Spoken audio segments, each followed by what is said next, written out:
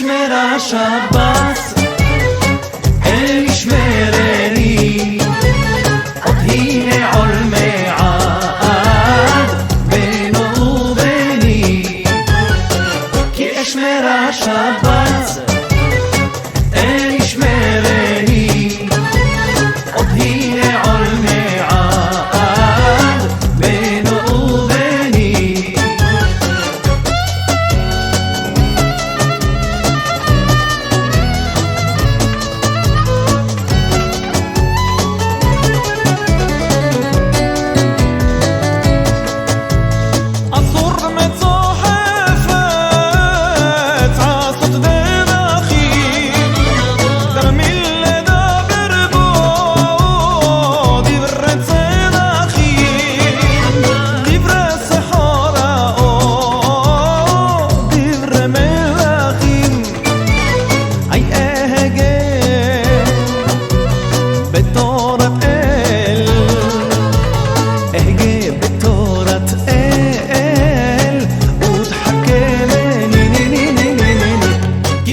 השבת, אל ישמרני, עוד הנה עולמי עד בינו וביני.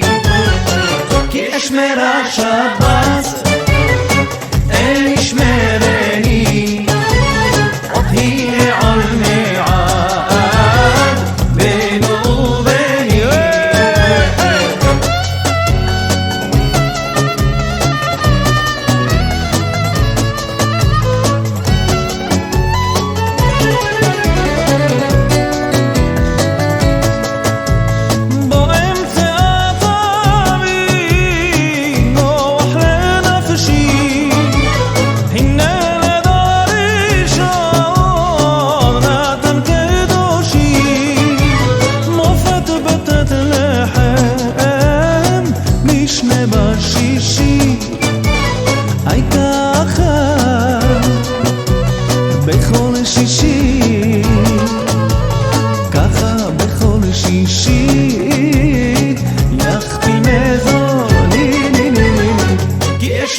השבת, אל ישמרני, עוד הנה עולמי עד בינו וביני. כי אשמר השבת, אל ישמרני, עוד הנה עולמי עד בינו וביני. C'était Uriel Elbilia dans le fameux Ki Eshmera Shabbat, si je vais garder Shabbat, un poème liturgique écrit par Rabbi Avraham Ibn Ezra. Et puisque Avraham, je vous parlais de prénom tout à l'heure, je voudrais un petit peu continuer parce qu'il a commencé avec Avraham. Avraham qui au début s'appelle Avram. Petite réflexion sur Avram. Avram, le père élevé. Ou alors peut-être, parce que c'était pendant quand même, il s'est fait appeler Avram pendant un siècle. C'est pratiquement à l'âge de 99 ans, Avram devient Avraham. Mais c'est quoi Avram? Une explication intéressante attire l'attention sur le fait que le monde a été créé avec des lettres. Les 22 lettres de l'alphabet, mais ces 22 lettres de l'alphabet ont encore 5 lettres finales qui ont une forme, quand elles sont finales, spéciale, les lettres Mem, Nun, Tzadé, Pe, Kaf. Et donc ça fait 27 lettres. 27 lettres qui sont en fait 27 consonnes et 9 voyelles. Les nekudot, les points, patar, kama, etc. sont en fait de 9 nekudot. 9 nekudot par 27 lettres. 9 fois 27, ça fait 243. 243, valeur numérique de Avram.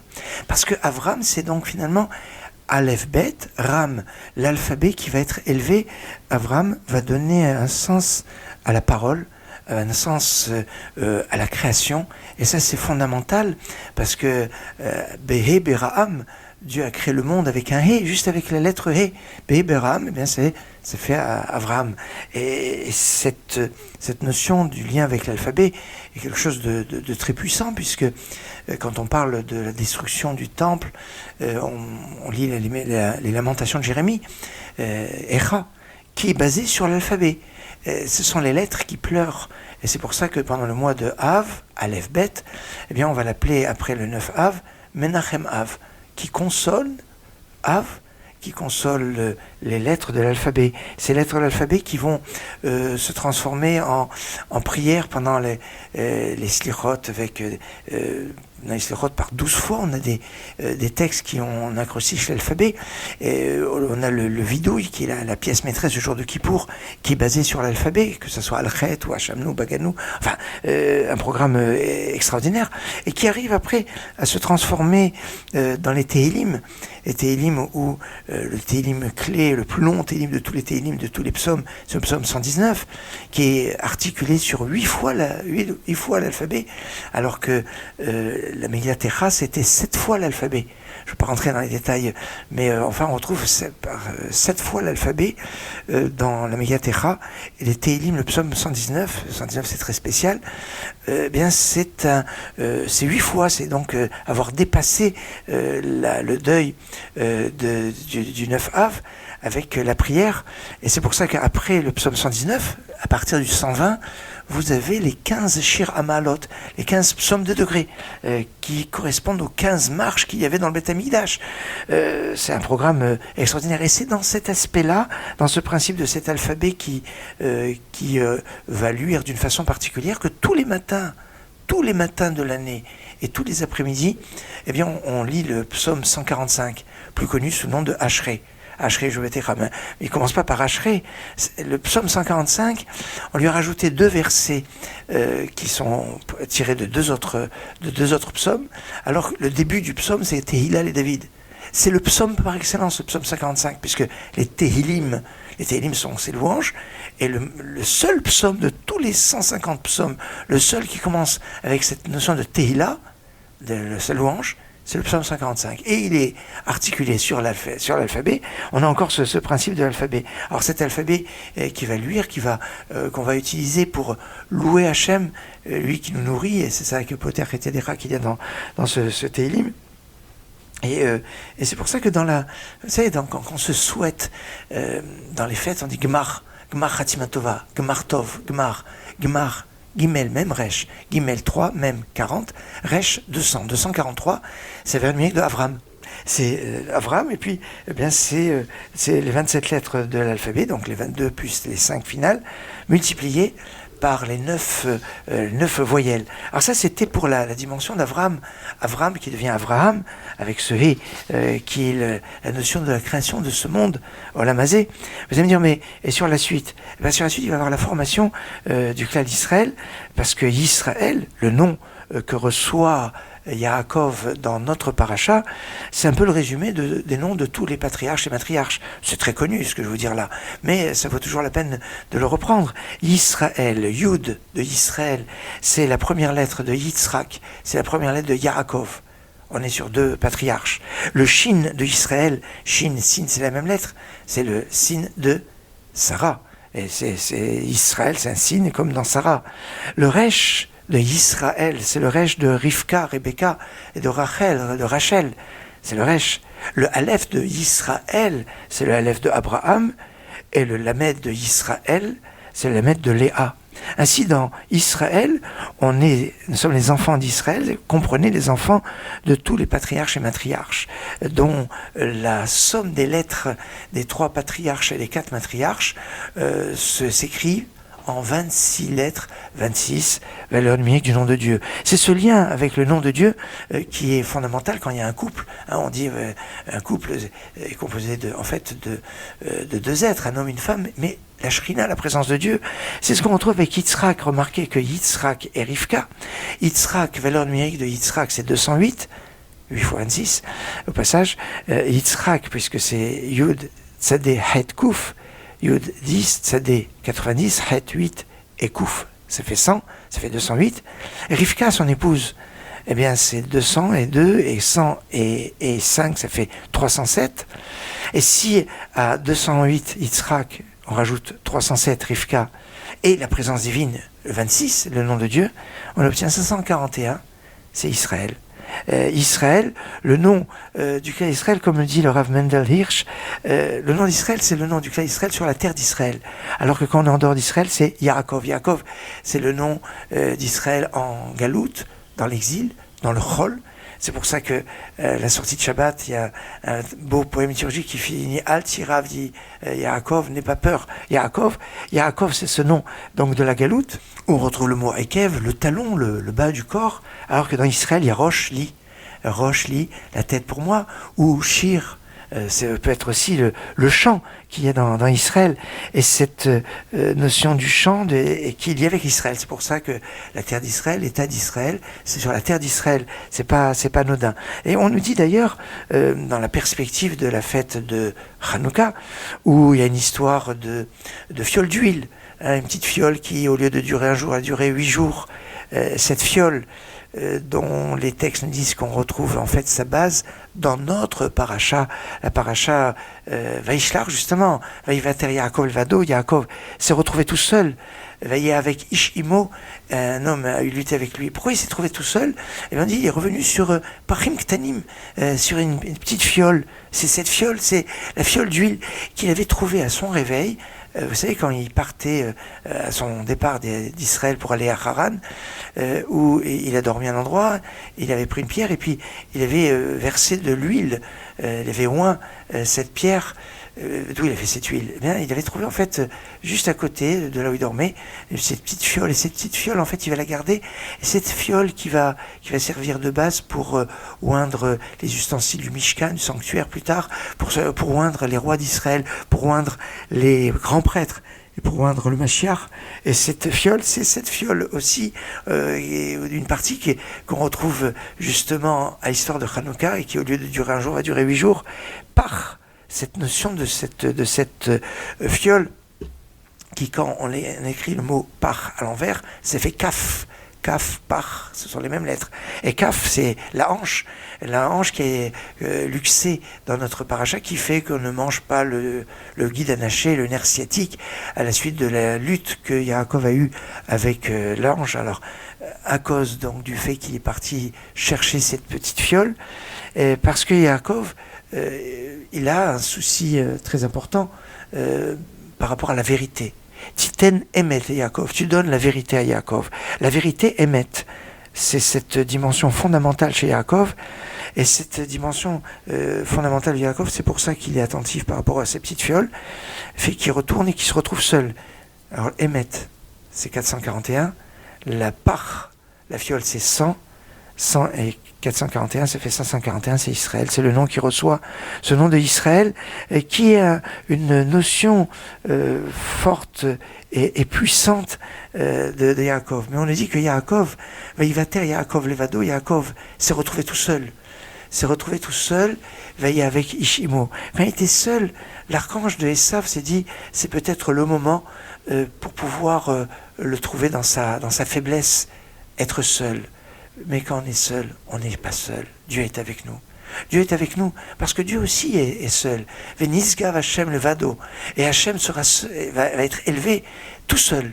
Et en fait, dans cette notion de solitude, l'homme doit savoir retrouver son Créateur qui est avec nous, n'importe quelle situation. Et c'est ça le lien entre la solitude de Yaakov, qui le rapproche de Dieu, qui est seul, qui est unique. Venisgav Hashem Levado, et Dieu sera seul à ce moment-là. Vaïvater Yaakov Levado, Yaakov s'est retrouvé tout seul. Les deux sont liés ensemble, et on retrouve Mordechai ben David, justement, dans ce lien entre ces deux versets. 1, 2, 3,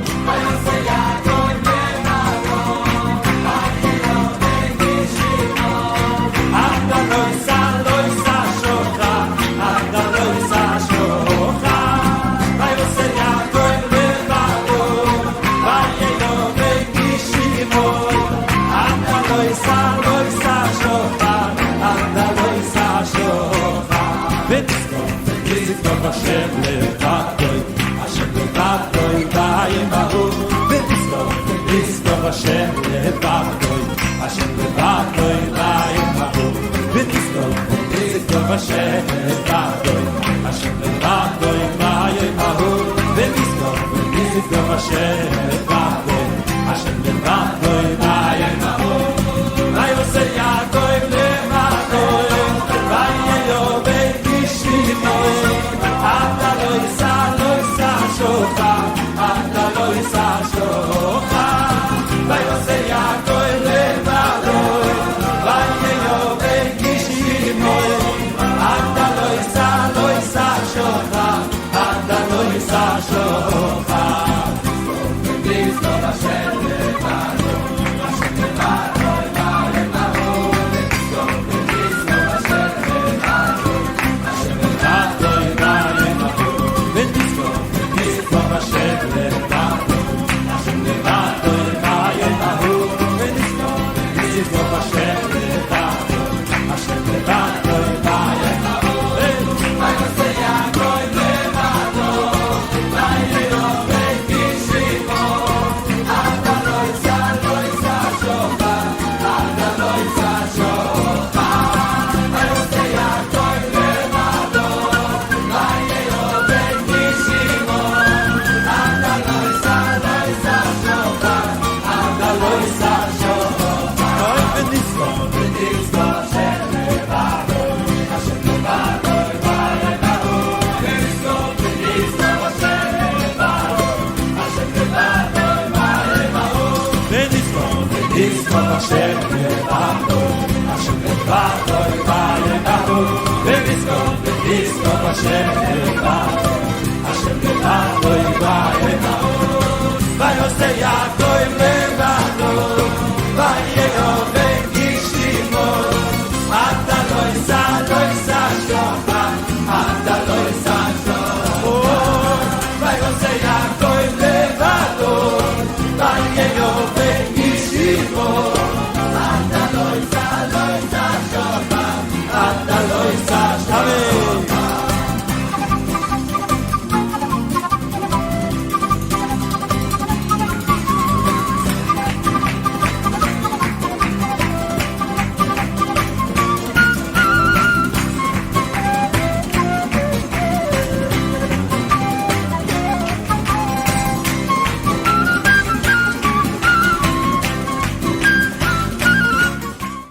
Alors j'ai insisté dans notre petite émission sur le nom, et c'est important parce que c'est dans cette paracha où, quand justement Yaakov a lutté contre cet homme qui est en fait un ange, au début il envoie des anges, là il lutte avec un ange, il lui dit « Je ne te laisserai pas partir » parce qu'il l'avait battu, et il dit « Je ne laisserai pas partir avant que tu m'aies béni. » Et en fait, que tu reconnaisses que les bénédictions que papa m'a données, Yitzhak, eh bien, que tu reconnaisses que ça me revient de droit parce que j'avais acheté la Bechora, le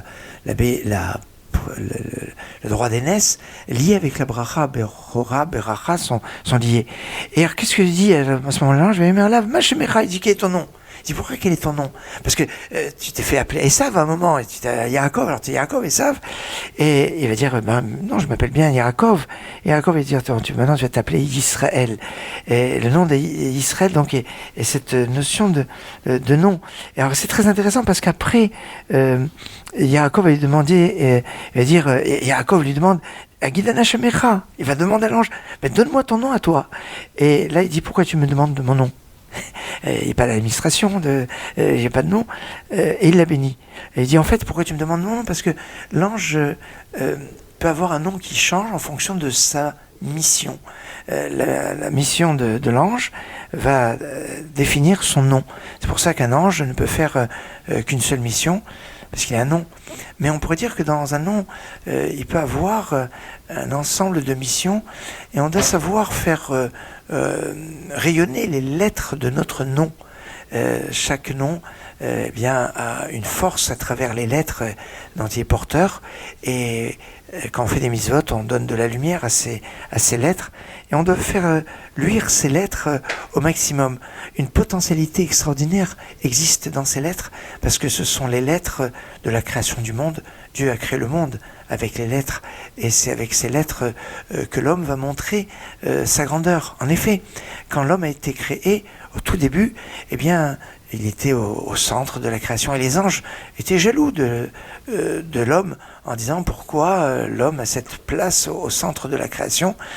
Et Dieu va dire parce qu'il a une capacité à pouvoir nommer les animaux. Il va demander aux anges, est-ce que vous êtes en mesure de pouvoir nommer? Les anges étaient incapables. Et il a demandé à l'homme, alors est-ce que tu peux donner? Et on a dit que l'homme a nommé tous les animaux. Et il va nommer Dieu comme le maître.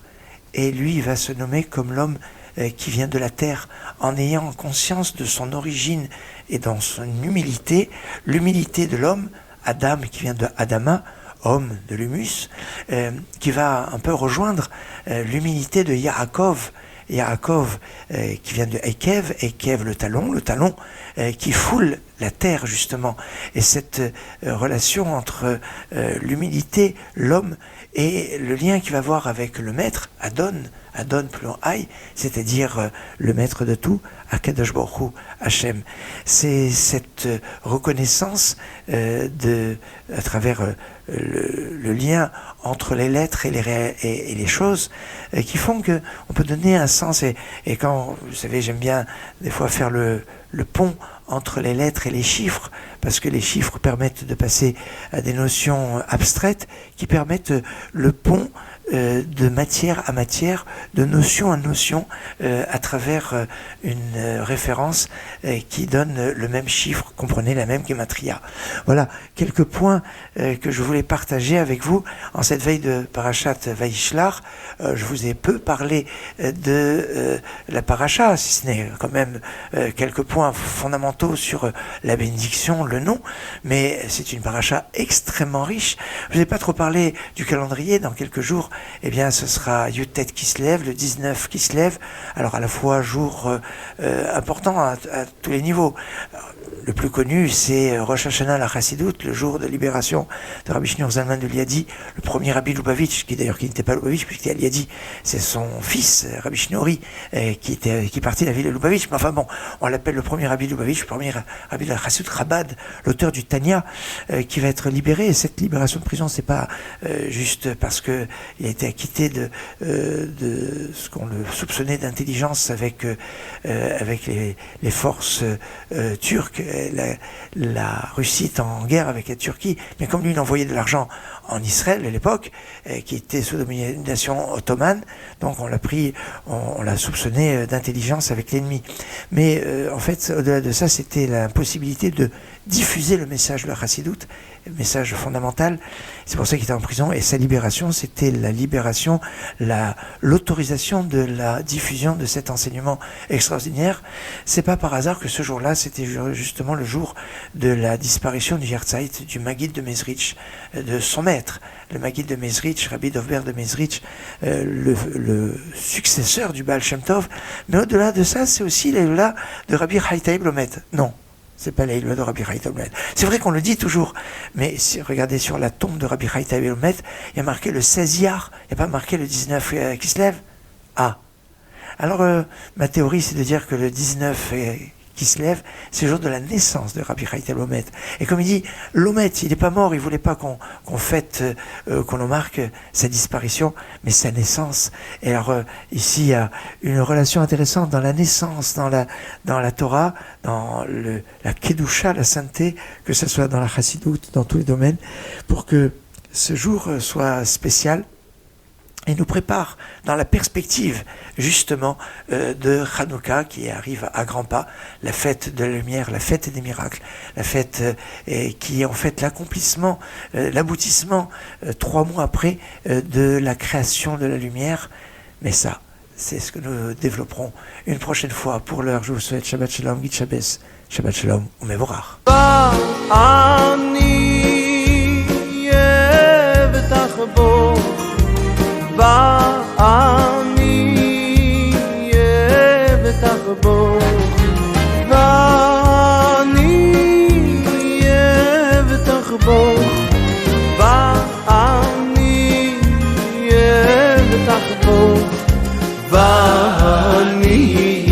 אבטח בו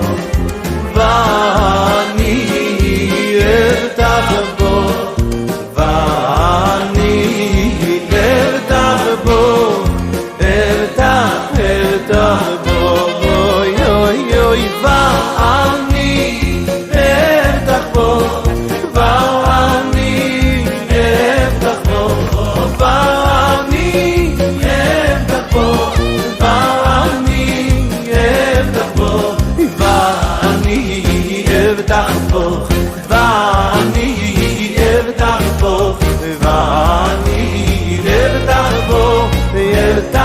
Evtach